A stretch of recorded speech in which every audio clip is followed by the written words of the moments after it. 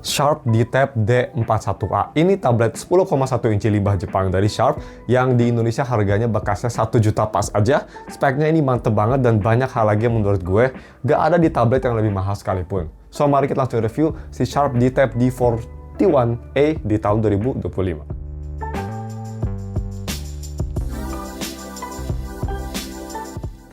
Halo guys, nama gue Starry Tech dan mari kita langsung review si Sharp D-Tab D41A. Ini tablet 1 jutaan yang menurut gue sih worth it banget di harganya. 1 juta pas sih lebih tepatnya.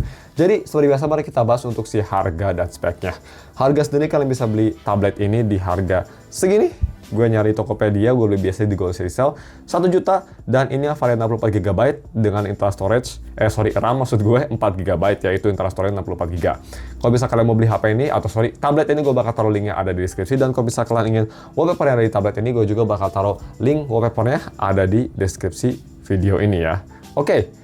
Untuk spek sendiri, ini kita cepet aja. Dia pakai Snapdragon 855 yang sangat legendaris pada zamannya. Kalau misalkan kalian ingat, layar 10 inci IPS display, Android 11, udah cukup oke. Androidnya tuh stok Android, amazing. Ada notifikasi Type-C 2.0 dan juga punya baterai sebesar 6500 mAh baterai. Baterai juga cukup oke. Nah, next kita bahas bagaimana untuk si desain dan displaynya.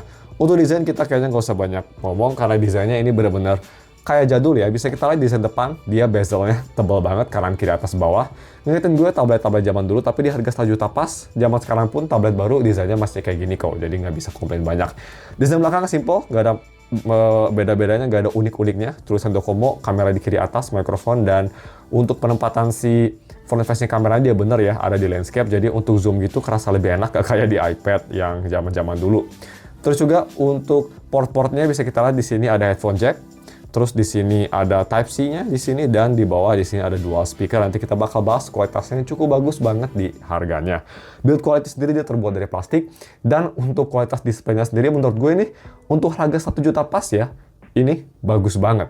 Dia layarnya clear, ini khas Sharp banget. Biasa kan dia layarnya clear banget, walaupun pakai IPS, jernih, warnanya bagus, enak dilihat buat nonton film, nyaman lah, nggak ada masalah.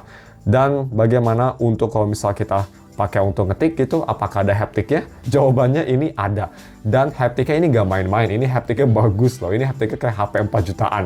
Bagus banget, enak dipakai buat ngetik. Jadi ya, gue lumayan surprise, tablet sebesar ini ada haptik dan haptiknya kualitasnya bagus juga. Dan masalah touch ini gak ada masalah atau gak ada touch delay, responsif banget karena dia kan pakai stok Android.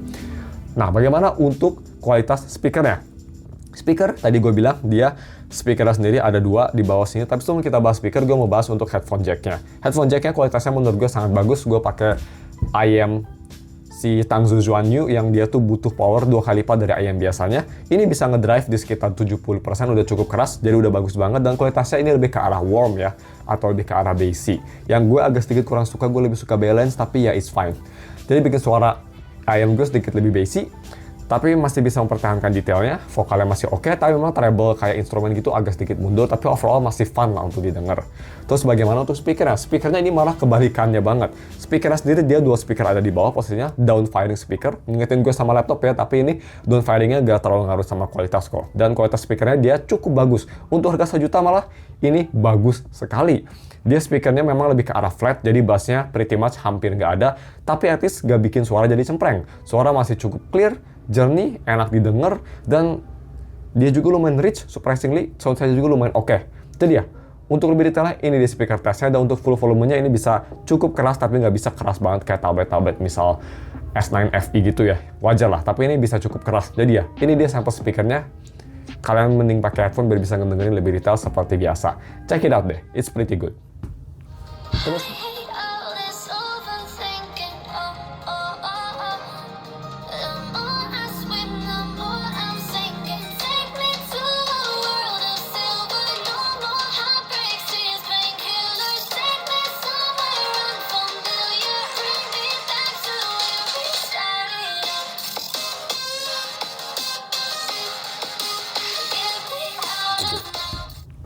Terus bagaimana untuk biometrik? Apakah di sini ada biometrik? Dan jawabannya ada biometrik dong. Biometriknya dia ada di sini ya. Dia kayak Samsung tablet zaman dulu atau Samsung Galaxy S7, S6 gitu. Home buttonnya mirip banget desainnya ya. Kayak Sharp zaman dulu ya. Sharp Aquos R2 juga kan kayak gitu. Fingerprintnya bagaimana? Bagus. cepat, akurat, dan sangat reliable. Fingerprint nggak ada masalah, cuma speednya aja karena dia chipsetnya nggak cepet banget, agak lemot, tapi overall kecepatan cepet. Dan bagaimana untuk kameranya? Kamera kita cepet aja, 8 megapiksel depan, 8 megapiksel kamera belakang, dan kualitas fotonya seperti ini. Untuk simple, masih oke, dan kualitas videonya, ya kita langsung aja lihat. Ini gue record di Full HD ya, pakai kamera depan, pura-pura kayak nge-zoom gitu di dalam ruangan, karena mungkin dipakainya untuk seperti itu skenario-nya. Check it out aja deh. Oke. Nah, ini dia video recording pakai Sharp. Bisa kita lihat ini kayak gue lagi di zaman 2014-2015. Kalau misalkan mau pakai tablet ini buat daring, misal gue taruh di sini ya. Gue taruh tabletnya di sini buat daring misal. Wow, hampir jatuh. Nah, sini. Hey guys, daring. Atau bisa lagi mau ketemuan. Ya lumayan wide sih kameranya. Tapi ya seperti ini deh ya. Kayak gudang kamar gue. Anyway, balik aja langsung ke S24 Ultra. Oke, dan bagaimana untuk gaming performance? Nah ini nih, ini yang gue sangat interested ya. Kira-kira ini bisa nggak sih main Wuthering Wave? Lu bayangin aja tablet 1 juta pas, bisa nggak sih main Wuthering Wave? Dan jawabannya, kalau misalnya kalian sabar sih bisa. Pertama loadingnya ternyata nggak lama-lama banget, dan bisa kita lihat itu di B-roll ya. Itu gue setting pretty much semua rata kiri, full rata kiri, FPS di 30-in, dan kalau misalnya lagi exploring masih oke lah ya, FPS kayak sekitar 20, 17 gitu ya, masih playable. Karena surprisingly ini touchscreen-nya responsif, jadi touch-nya nggak ada delay, jadi masih, walaupun lag masih somewhat responsif lah, if you know what I mean. Tapi kalau misalnya dipakai buat combat, bisa kita lihat, dia mulai stuttering banyak, FPS kayak sekitar di bawah 10 lah, itu ya bisa dijamin. Tapi kalau bisa kalian nggak apa-apa atau kalian udah ada masalah memori, jadi ini HP lebih ke tablet kedua gitu ya, kalian udah tahu cara mainnya, ya masih oke sih menurut gue kalau misalnya kalian mau paksain. Dan yang oke juga dia tabletnya nggak panas sama sekali kok, karena kan Snapdragon 665 bukan chipset panas, jadi bisa main lama dengan performance seperti itu kalau misalnya kalian mau. Tapi yang cukup oke menurut gue main game rhythm. Untuk main Bandori di B-roll bisa kita lihat, itu gue main di low setting, tapi 3D cut-in-nya nyala, jadi FPS-nya nggak smooth banget. Gue rekomendasi 3D cut-in-nya atau 3D CGI-nya matiin aja, pakai normal aja, itu 2 dimensi aja biar lebih smooth. Karena ini performance main game rhythm-nya bagus banget.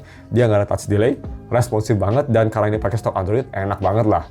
Emang produk-produk Jepang tuh ya HP-nya mau itu Sharp, mau itu kayak misal HP lain seperti Fujitsu gitu yang pernah gue review, Sony, dia selalu bagus buat main game rhythm. Mungkin karena asalnya dari situ ya, game-game rhythm kayak Bandori.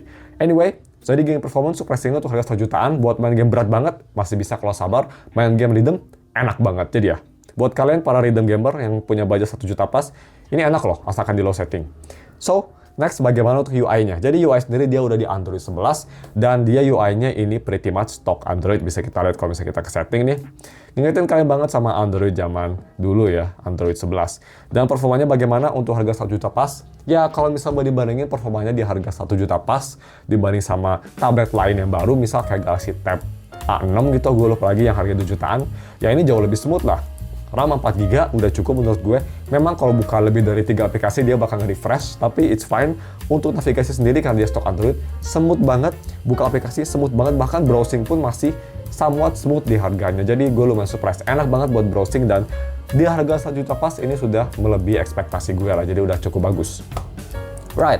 So, yang terakhir bagaimana untuk battery life-nya. Tapi sebelum kita ke battery life, buat yang penasaran apakah ini enak untuk dipakai nonton Netflix, apakah ini support Wi-Fi L1, dan jawabannya support dong. Jadi dia support Wi-Fi L1. Jadi ini tablet bagus banget juga buat kalian yang suka nonton Netflix di resolusi tinggi. Di sini bisa memanfaatkan Wi-Fi L1 ini dengan baik tanpa ada masalah.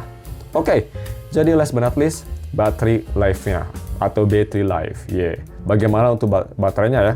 Baterainya menurut gue ini cukup bagus juga. Dia 6500 mAh baterai, layar 60Hz, dan chipsetnya Snapdragon 665. Ini baterai bisa tahan 2-3 hari kalau misalnya kalian pemakaiannya light. Dan kalau misalnya kalian jarang pakai, ini seminggu didiemin juga sih, baterainya masih bisa ada sisa sekitar 60% lah atau 70%. Amazing lah, ini untuk battery life gak ada masalah, bagus banget, salah satu kelebihan dari tablet ini. Jadi ya, cuma segitu ya video, dan di harga 1 juta pas, gue sih nggak bisa nyebutin kelemahan karena emang nggak ada ya, semuanya udah mantap. Ya mungkin kelemahannya nggak ada sinyal, tapi harga 1 juta pas lah gitu. Kita nggak bisa komplain banyak. Jadi sih, menurut gue ya, konklusinya, ini dia konklusinya guys. Untuk harga 1 juta pas, kalau misalkan lagi nyari tablet yang serba bisa, terus dia internal storage-nya juga 64GB, ditambah dia ada microSD juga, jadi bisa diekspansi. Komplit banget, dia ada USB Type-C, ada headphone jack gitu ya. Kamera juga cukup usable, performance oke, browsing enak, layar bagus, speaker bagus. Di harga 1 juta pas loh. Ini buat kalian yang lagi nyari budget tablet, kalian mungkin bisa mikir beli tablet ini karena bagus banget di harganya, dan kondisinya juga ini untuk tablet bekas kayak baru sih, pristine banget. Jadi ya, kalau misalnya kalian mau beli tablet ini atau ingin wallpaper yang ada di HP-nya, gue bakal taruh linknya di deskripsi. Cuma segitu aja video reviewnya. Thank you for watching. Jangan lupa dan subscribe, dan ketemu lagi minggu depan untuk video review lainnya. See you next week guys. Thank you so much for watching.